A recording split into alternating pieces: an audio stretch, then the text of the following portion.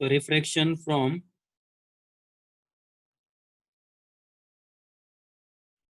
Converging lens, तो formula क्या हमारे पास, 1/v माइनस 1/u, यू कितना है इसका -40, इक्वल टू 1/+20। तो 1/v इक्वल टू कितना आ गया, 1/20 माइनस 1/40, यानी 1 इक्वल टू कितना आ गया, यानी 1/4 यानी 40 आ गया। तो v इक्वल टू कितना आ गया, 40 सेंटीमीटर, प्लस में आ रहा है, इसका मतलब रेज यहाँ फोकस हो रही है, यहाँ से कितनी डिस्टेंस पे फोकस हो रही है, 40 सेंटीमीटर पे फोकस हो रही है। ठीक है, आंसर क्या हो जाएगा इसका,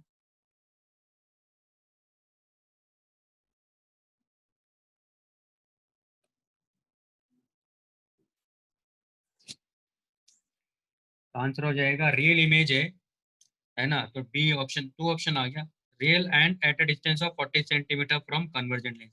तो क्योंकि एक्चुअल में रेस क्या कर रही है, रिफ्लेक्टेड रेस एक्चुअल में जाके मीट कर रही है, तो इमेज क्या हो गई यहाँ, रियल हो गई है। तो ये कॉन्सेप्ट है, यानी ये वाला पार्ट हो गया। और क्या दिया था मैंने आपको, एक्सरसाइज टू 2, पार्ट 2। एक्सरसाइज 2 का पार्ट 2 तो डिस्कस करते हैं ना, एक्सरसाइज 2 का पार्ट 2।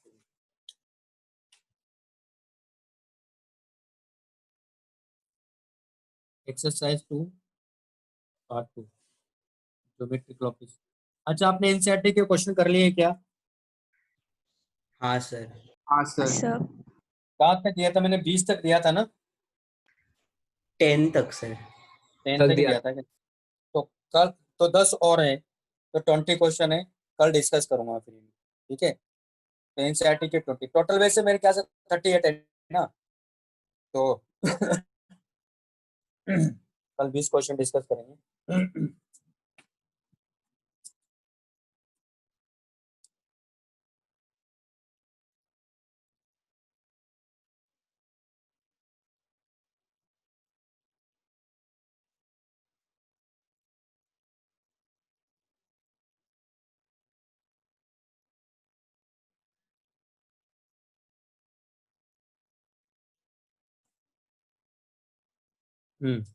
चलो पार्ट टू डिस्कस नहीं किया मैंने, ऐसे कुछ हो गया, डिस्कस तो क्या, काफी सारे क्वेश्चन तो बताए थे मैंने। सर पहले 10 ही किया था। अच्छा, पहले 10 किए ना, हाँ वही तुम्हें कह रहा हूँ कि किए हुए हैं पहले। हाँ, ये जैसे 7 भी हो गया था, ये सब हो गया था, पहले 10 हो गया। चलो नेक्स्ट वाले, ये सब हो गया था। हाँ बताओ, 11वां बताना है। हाँ सर। हाँ 11वां बताना है। हाँ 12वां भी बताना है, 12वां बताना है ना, क्योंकि मैं हर साल बताता हूँ, वैसे तो बता देता हूँ इस साल भी। हाँ 13, अब आप बताओ क्या है आगे का, तो अब आपके हिसाब से 11 12 16। तो मैं 16। और 14। 14 बताना है, हाँ सर। 14 बताना है। हाँ और बताओ, 16 बताना 18। है, 18, 18, हाँ 18 बता देंगे। और बताओ,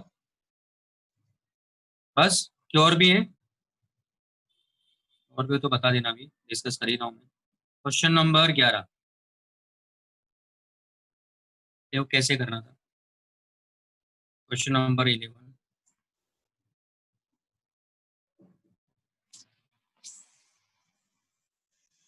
ये कह रहा है light is incident from glass to air, the variation of the angle of deviation del with the angle of incidence I for, I जो है 0 से लेकर 90 के बीच में है, और लाइट जो है ग्लास से यानी डेंसर मीडियम से रेयर मीडियम में जा रही है। ये समझने वाली बात है इसमें। तुम्हारे पास में ये ग्लास मीडियम है जो कि डेंसर है, और ये एयर मीडियम है जो कि रेयर है, और रिफर इंडेक्स अपने को इसका दे रखा है ग्लास का 2/√3 है, और एयर का रिफर इंडेक्स तो 1 ही है, ये नॉर्मल है। और यहाँ से लाइट इधर इंसिडेंट हो रही है, तो ये ऐसे भी जा सकती है, ये ऐसे भी जा सकती है। अब ध्यान से देखना, यहाँ ग्राफ में ग्राफ भी बना लेता हूँ। तो ये कारो है,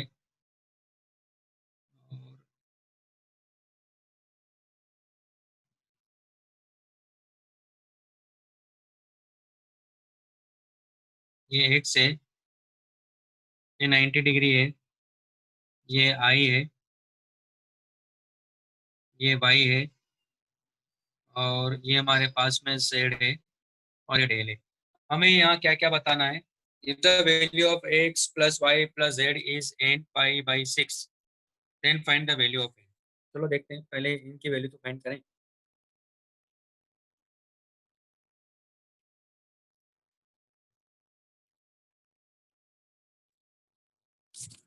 अब यहाँ क्या है देखो, यहाँ क्या देखो, ये क्या है हमारे पास में, ये आई है ना, आई मतलब यहाँ से जो लाइट इंसिडेंट, तो लाइट ऐसे इंसिडेंट हो रही है डेंसर मीडियम से रेयर मीडियम, यानी ग्लास मीडियम है, एयर मीडियम है, तो आई अगर जीरो है तो आर भी जीरो होगा, तो डेल जीरो होगा ना। यानी ये केप कब है, जब आई इक्वल टू जीरो है। तो होना ही था, क्योंकि अनडिवेटेड लाइट क्या हो करेगी, निकल जाएगी ऐसे, लाइट ऐसे निकल जाएगी। अब हम क्या कर रहे हैं, आई को बढ़ा रहे हैं।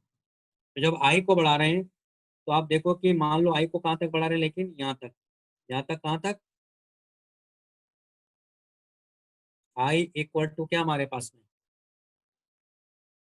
आई की वैल्यू जो है, मतलब वो देखो जीरो से लेकर 90 के बीच में, वैसे तो है ना, यहाँ से यहाँ तक वेरी कर रही है आई, लेकिन ये वाला आई अगर मैं कहता हूँ कि थीटा सी है, इस केस में लाइट रे क्या हो जाएगी, यानी ऐसे चली जाएगी ना।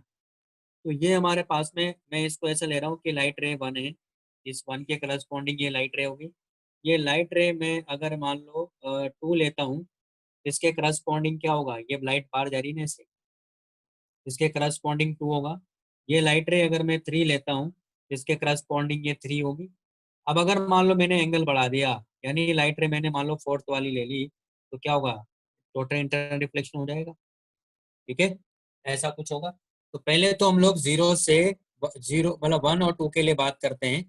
तो वन के लिए तो जीरो आ गया, टू के लिए क्या हो जाएगा, क्योंकि टू से लेकर मतलब यहाँ से यहाँ तक लेकर, जब तक 90 डिग्री होता है, ऐसे समझो, यहाँ से लेकर यहाँ तक, यानी वन टू थ्री, थ्री तक क्या हो जाएगा, डिविएशन एंगल क्या होगा। देखो अगर मैं पहली वाली रे के लिए बात करता हूँ, मतलब इस वाली रे के लिए तो डिविएशन एंगल जीरो है, इस वाली रे के लिए डिविएशन एंगल क्या होगा, यानी मैं इसका यहाँ बना लेता हूँ। तो ये हमारे पास में टू रे है, तो ये रे ऐसे जाएगी, ये टू है, ये हमारे पास में एन एयर है, ये एन ग्लास है, तो लाइट रे को इधर जाना था ना ऐसे, तो लाइट रे को इधर जाना था, तो अगर ये आई है तो ये वाला एंगल भी कितना होगा, आई होगा ना। इसका डिविएशन एंगल कितना हुआ, ये डिविएशन एंगल हुआ ना डेल। तो पहले यहाँ सनेल्स लॉ लगा लेते हैं, फिर डेल निकाल लेंगे, है ना। डेल कैसे निकालेंगे, क्योंकि ये पूरा एंगल कितना है यहाँ, ये आर है, तो आर इक्वल टू क्या लिखोगे आप, आर इक्वल टू लिखोगे डेल की वैल्यू क्या होगी, मतलब यहाँ सॉरी, क्योंकि आर ये होगा आई प्लस डेल ना, यानी डेल की वैल्यू क्या हो गई यहाँ, आर माइनस आई ना। और आर की वैल्यू कहाँ से लाएंगे, आर की वैल्यू लाएंगे N A sine R equal to N G sine I. तो साइन आर की वैल्यू यहाँ से क्या मिलेगी, N G by N A sine I, यहाँ से आर की वैल्यू मिलेगी मुझे sine inverse N G by N A sine I. इस आर की वैल्यू यहाँ रख दें, तो आप देख रहे हो कि डेल क्या मिल रहा है, डेल मिल रहा है अपने को, क्या मिल जाएगा, sine inverse N G by N A sine I minus I. तो यानी आई और डेल के बीच में जो कर्व होगा उसका ये ऐसा मिलता है कर्व। ये वाला कहाँ से कहाँ तक है, लिए, यानी ये वाला के लिए, यानी इसका मतलब क्या हुआ, यानी यहाँ जो आई वेरी कर रहा है, वो आई कहाँ से कहाँ वेरी कर रहा है, जीरो से लेकर थीटा सी के लिए। आई कहाँ से कहाँ तक वेरी कर रहा है, इसमें आई से लेकर थीटा सी। इसका मतलब क्या हुआ कि जब आई की वैल्यू, यानी ये क्या हो जाए, थीटा सी हो जाएगी। जब आई की वैल्यू थीटा सी होगी, तब वाई क्या मिलेगा आपको यहाँ, ये वाई मिलेगा ना। एक मिनट, वो वाई है कि है ना वाई, सॉरी वाई, मतलब वो क्या मिलेगा अपने को, जब आई की वैल्यू थीटा सी होगी, है ना, आई की वैल्यू थीटा सी के करस्पॉन्डिंग हम लोग क्या करते हैं, क्योंकि यानी जब आई इक्वल टू थीटा सी है, तब डेल की वैल्यू क्या मिलेगी अपने को, यानी उस केस में ये आई इक्वल टू थीटा सी है, तो ये हो जाएगा, तो लाइट को जाना इधर था, ये डिविएशन एंगल वन है इस केस में। यानी जब आई इक्वल टू थीटा सी, तो उसके करस्पॉन्डिंग क्या मिलेगा अपने को, वाई मिलेगा। तो वो कैसे निकालेंगे भाई, पहले डेल निकालना है अपने को, तो ये आई आई हो गया, यानी ये थीटा सी है, तो ये क्या होगा, थीटा सी होगा। हम क्या करेंगे पहले यहाँ N glass sine theta C equal to N air sine 90।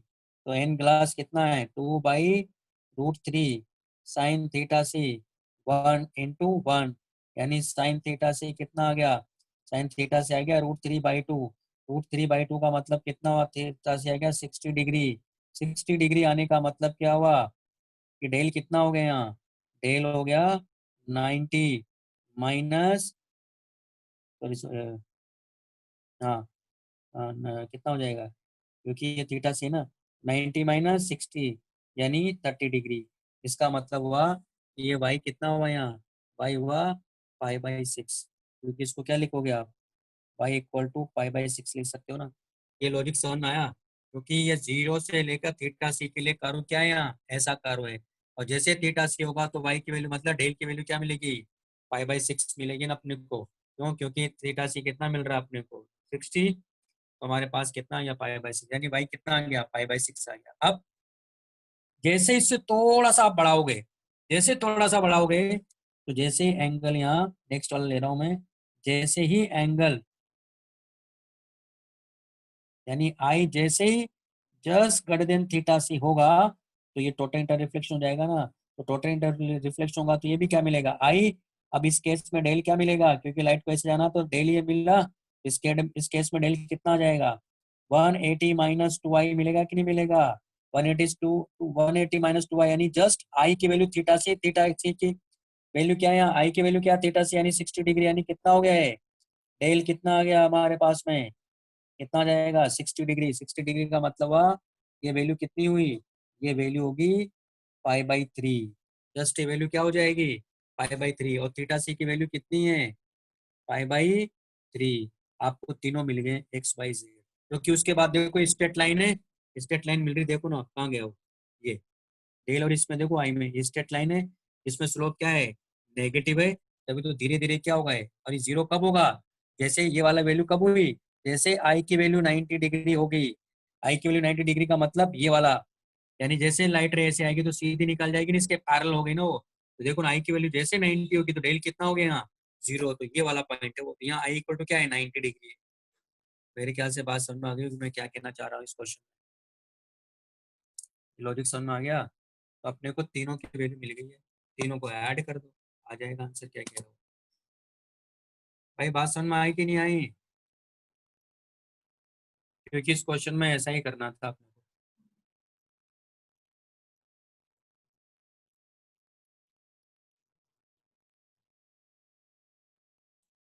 अरे बात समझ में आई कि नहीं आई नहीं आई तो हाँ बोलो भाई नहीं समझ में आई समझ में आ गई कि नहीं आई कुछ तो बोलोगे अब मुझे पता ही चल रहा है कि सो गए हो क्या कर रहे हो।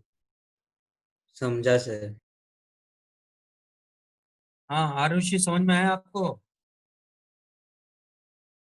हाँ सर। आदित्य बिरादर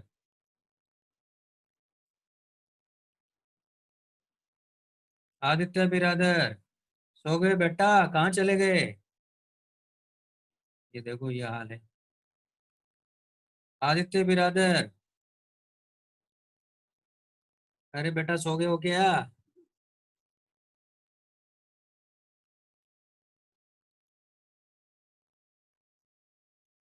ओ आदित्य बिरादर इसके घर में कोई नहीं रहता है क्या ये मम्मी पापा भी नहीं है क्या उधर तो सो गया भाई तो पकड़ में आ गया तो। आदित्य बिरादर अरे कहाँ हो बेटे।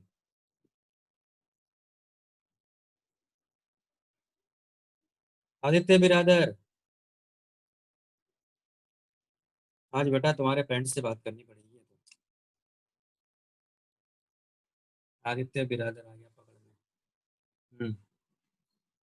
और कौन है आदित्य बोरेडी बोरेडी क्या नाम है हाँ सर समझा। समझ में आ रहा है हाँ। हाँ आदित्य दुबे समझा सर।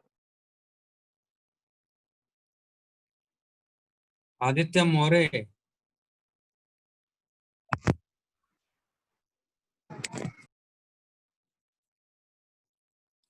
अमित हाँ सर।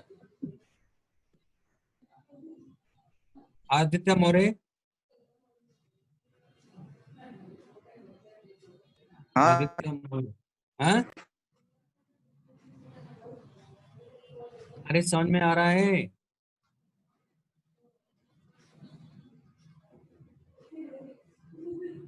आदित्य मोरे,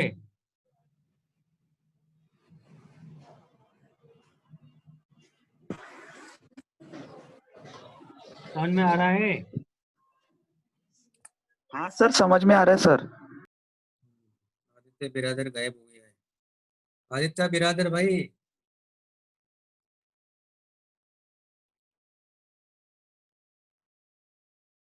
कुछ लिखा भाई साहब ने। देखो, वॉशरूम में बैठे हुए थे भाई साहब, ये हाल है। वॉशरूम में क्या करने चले गए थे भाई साहब? नो माइक है?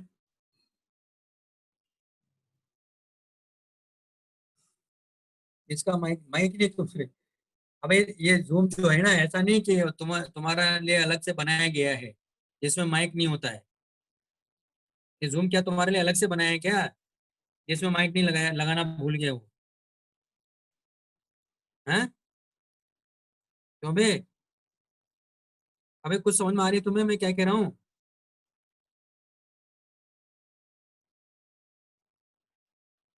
माइक खराब है? अच्छा, तुम्हारा माइक खराब है उधर से। और कौन है भाई ये? अनमोल भाई, समझ में आया? इसका ही माइक खराब है क्या?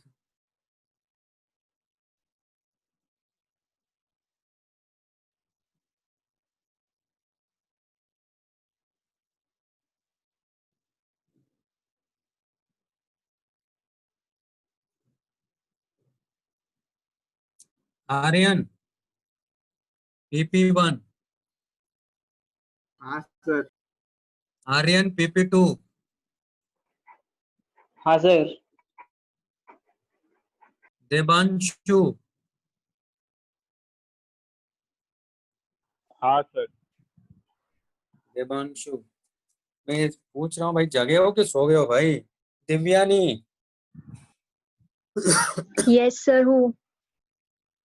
Divyani, Dhananjay Nair, Who, sir?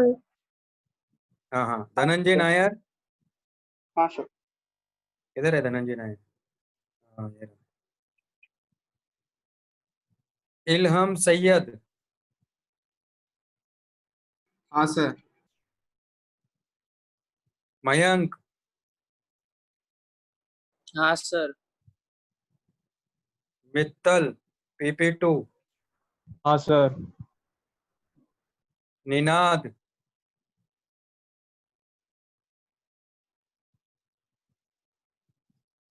निनाद, अबे ये भी वॉशरूम में जाके बैठ गया क्या?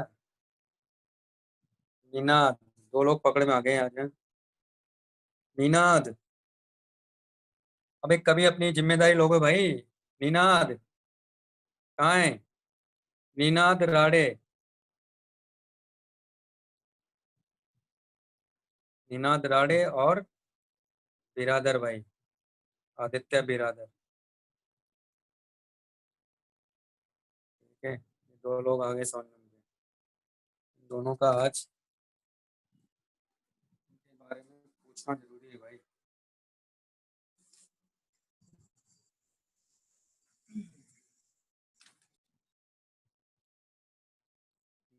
आ गया निनाद।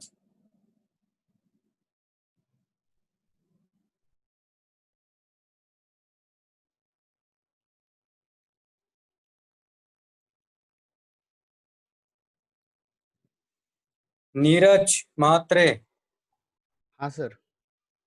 ओम गड़गे, हाँ, ओम गड़गे कहाँ गए? हाँ, ओम गड़गे आ गया। ओम व्याकुल, हाँ सर। प्रतीक राज, हाँ सर। प्रियंका रघुनाथ, प्रियंका रघुनाथ, ये भी हाँ गायब सर। हो गई।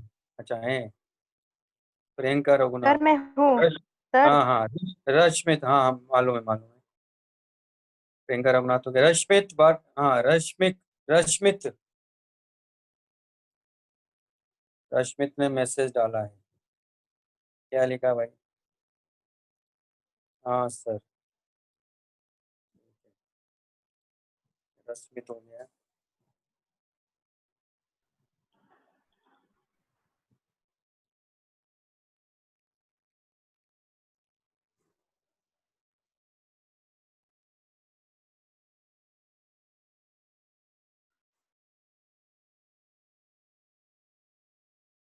Rohan, Yes, sir. साईराज, हाँ सर। साई सृजन, हाँ सर। संकल्प, दयाल, हाँ सर। सत्यम। हाँ सर। ये तो रिकॉर्ड कर रहा है, तो ये तो सो तो नहीं गया ना रिकॉर्ड करने नहीं, के बहाने? हैं?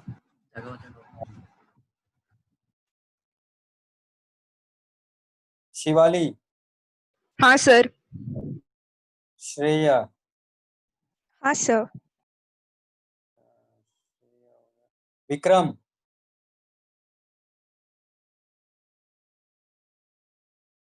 विक्रम,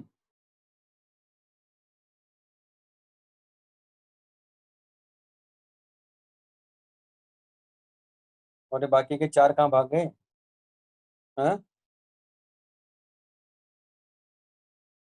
यानी 4 क्या, तो बाकी के सारे भाग गए? क्या सोने, मतलब क्या इतनी भी जिम्मेदारी नहीं बनती कि हम पढ़ रहे हैं? दो का तो अभी पता ही नहीं चल रहा हमें, नीनाद राडेकर, आदित्य बिरादर का। इनको तो अभी मैं कॉल लगवाता हूँ आज।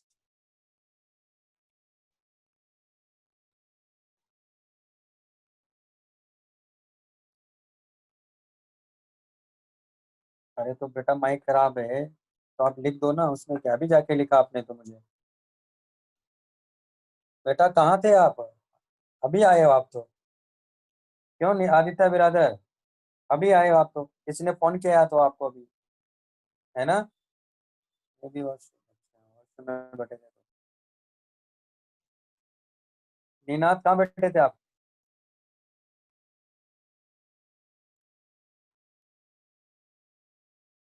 बेटा क्लास में रहो यार।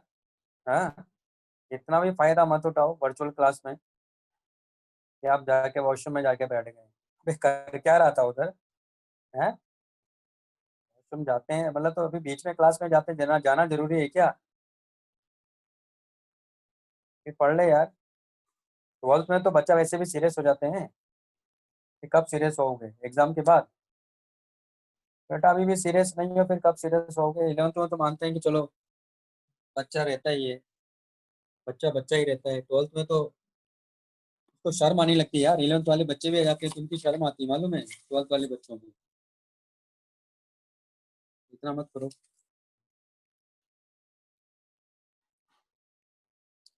क्वेश्चन नंबर 11 हो गया।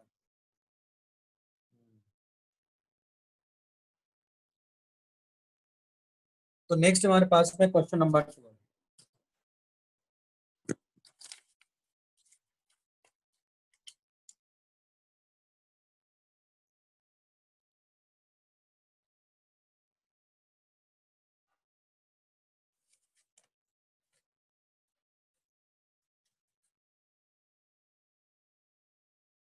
क्वेश्चन नंबर 12 में क्या हो रहा है देखो।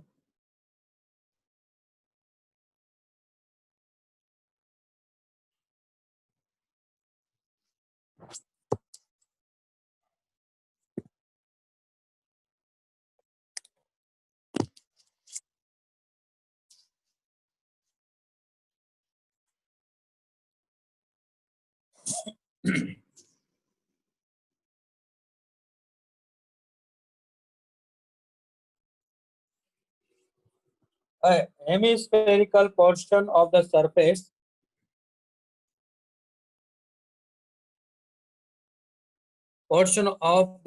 of solid glass sphere, एक solid glass sphere है इसका हाफ पोर्शन को हमने सिल्वर किया हुआ है, मतलब ये कह रहा है कि जो सेमी सर्कुलर पार्ट है इसका, सॉरी सेमी सर्कुलर नहीं, हेमीस्फेरिकल जो पार्ट है उसको सिल्वर किया हुआ है। इसका रिफ्रैक्टिव इंडेक्स अपने को दिया हुआ है v इक्वल टू 1.5 है, और इसकी जो रेडियस ऑफ कर्वेचर है वो भी दिया हुआ है 10 सेंटीमीटर है। Hemispherical portion of the surface of solid glass sphere, radius 10 centimetre, surrounding is air, is silver to make the inner side reflecting. An object is placed on the axis of the hemisphere at a distance 30 centimeter from the center of the sphere. से कितनी distance पर रखा है object? 30 centimetre पे रखा है। इसका मतलब पहले वाले सरफेस से कितने पर रखा है? 20 सेंटीमीटर पे रखा है। The light from the object is reflected at the unsilvered part, then reflected from the silvered part, and then again reflected at the unsilvered part. What is the distance of final image from pole of reflecting surface? Reflecting surface से अपने को final distance बतानी है। तो मतलब क्या था, देखो कैसे करना है, यानी यहाँ से अपने को बतानी है फाइनल डिस्टेंस क्या होगी। तो मैंने आपको पहले बताया था कि अगर रिफ्लेक्टर लगा है तो रे अगर अंदर गई तो रे को वापस बाहर आना चाहिए। फाइनल रे जब बाहर आएगी तभी फाइनल इमेज मानी जाएगी। अगर ये रिफ्लेक्टिंग सरफेस नहीं होता, ये सिर्फ रिफ्लेक्टिंग सरफेस होता, तो इससे रिफ्लेक्शन होता, इससे रिफ्लेक्शन होता, और इससे रिफ्लेक्शन के बाद में जो रेज इधर निकलेगी वो जो फाइनल इमेज बनाएगी वो आंसर माना जाएगा।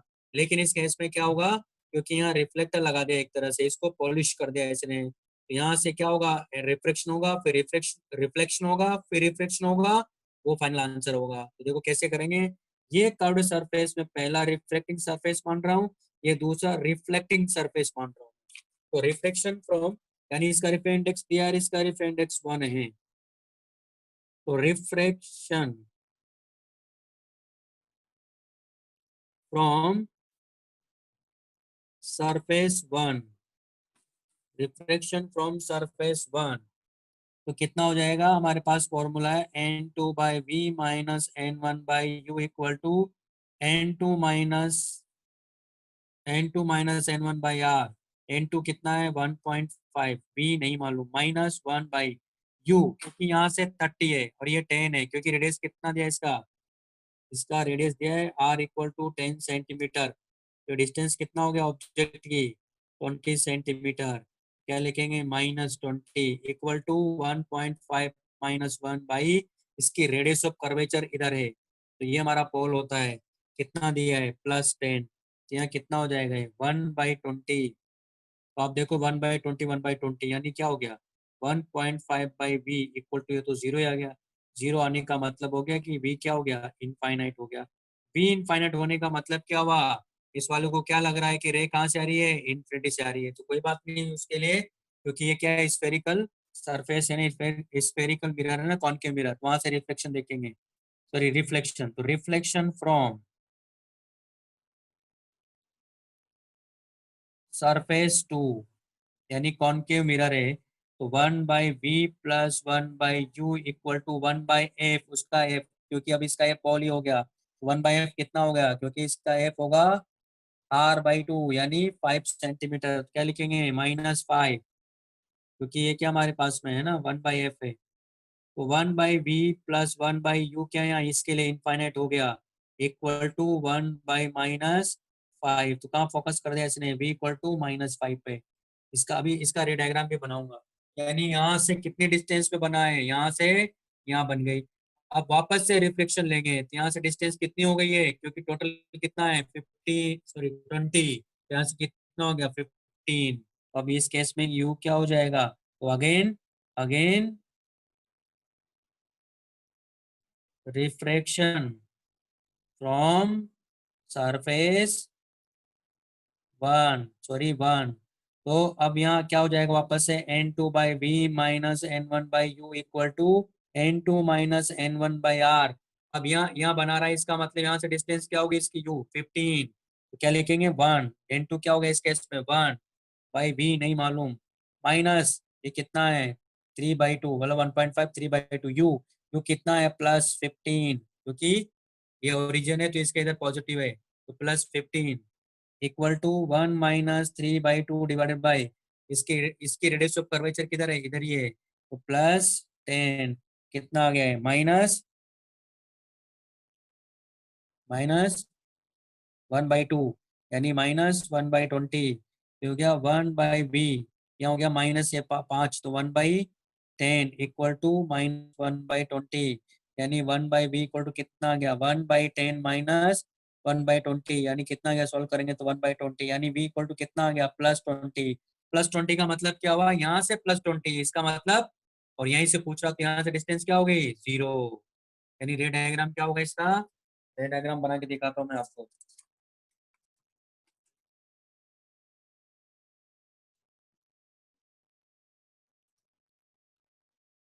तो ये डायग्राम कैसे बनेगा, ये हमारे पास में स्फेयर है, इस वाले पार्ट को सिल्वर किया हुआ है,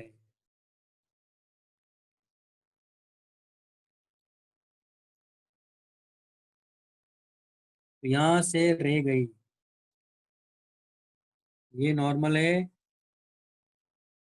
रे कहाँ से, इसके लिए कहाँ से आ रही है, इन्फिनिटी से, क्योंकि रिफ्लेक्शन के बाद में भी क्या हो जा रहा है, इनफाइनाइट हो जा रहा है, तो इसको क्या लग रहा है कि इन्फिनिटी से रे जा रही है, ये कहाँ फोकस कर देगा, क्योंकि ये इसका नॉर्मल है, इसको यहाँ फोकस कर देगा, जो कि इसका ये फोकल लेंथ भी था एफ, कहाँ कर दिया इसने, 5 सेंटीमीटर पर, यहाँ फोकस कर दिया, उसके बाद में यहाँ से फिर रे गई, यहाँ से रे ऐसे गई, ये क्या हो गया, नॉर्मल, यहाँ से रह गई तो वापस क्या करेगी, नॉर्मल से दूर हटेगी ना ऐसे, तो ये लेकिन कहाँ से आ रही है, फाइनल रे यहाँ से, कहाँ से, इस पॉइंट से, ऐसा लग रहा है अपने को, तो रे ऐसे बाहर जा रही है, यहाँ से आ रही है वो, क्योंकि यहाँ से कितनी डिस्टेंस में बता रहा है वो 20 पर, इसका मतलब यही बन गया, तो डिस्टेंस क्या हो गई, 0 होगी ना, और फाइनल रे ये निकल गई, ये आंसर हुआ हमारा।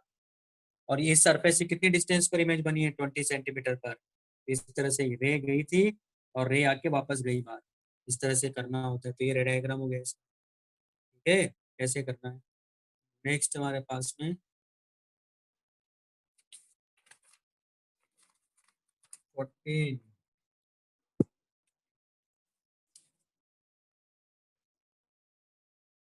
अगर 14 क्वेश्चन में ब्रेक होता है तो आप वापस से कनेक्ट हो जाइएगा।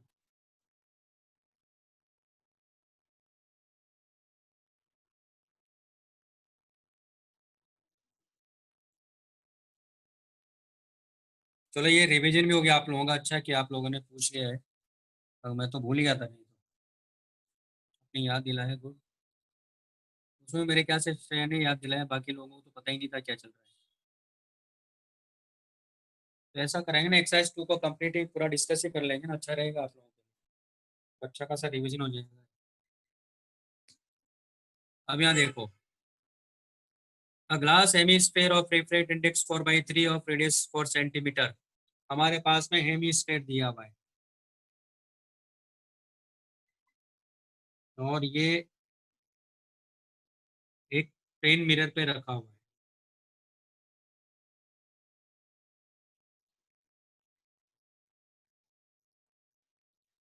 तो इसका रिफ्रैक्ट इंडेक्स अपने को दिया है 4/3 है, और इसकी रेडियस भी ये दिया हुआ है इसने, 4 सेंटीमीटर इसकी रेडियस है, और एक ऑब्जेक्ट पॉइंट ऊपर रखा जो कि इसकी प्रिंसिपल एक्सिस है, उस पर रखा है, यहाँ ये पॉइंट ऑब्जेक्ट है जो कि यहाँ से d डिस्टेंस पर है। A glass hemisphere of reference index and radius 4 centimeter is placed on plane mirror. Point object is placed on axis of this sphere at a distance